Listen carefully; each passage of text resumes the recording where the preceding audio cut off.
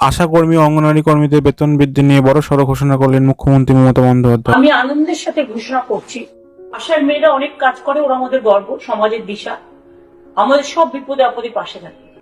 ওদের জন্য 750 টাকা করে এপ্রিল মাস থেকে বাড়ানো হলো। 2 হচ্ছে যারা অঙ্গনওয়াড়ি ওয়ার্কার আছে তারাও 8,250 টাকার মতো পায় এরকম, তো ওদেরও 750 টাকা করে বাড়ানো হলো এপ্রিল মাস থেকে।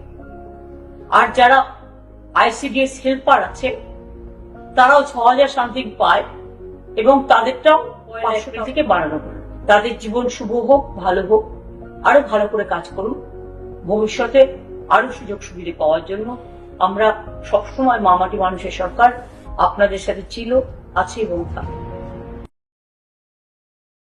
আপনারা জানেন গতকাল মুখ্যমন্ত্রী মমতা বন্দ্যোপাধ্যায় একটি বিশেষ ঘোষণা করেছিলেন, যেখানে তিনি জানিয়েছিলেন সাধারণ মানুষের জ্ঞাতার্থে সকাল 10টায় একটি ঘোষণা করা হবে। সেই ঘোষণা তিনি করেছেন এবং জানিয়েছেন যে আশা কর্মীদের বেতন 750 টাকা বাড়ানো হবে, অঙ্গনওয়াড়ি কর্মীদের বেতন 750 টাকা বাড়ানো হবে এবং যারা ICDS হেল্পার আছে তাদের বেতন 500 টাকা করে বাড়ানো হবে। তো ভালো থাকুন, সুস্থ থাকুন। পরবর্তী আপডেট মিস না করার জন্য চ্যানেলটি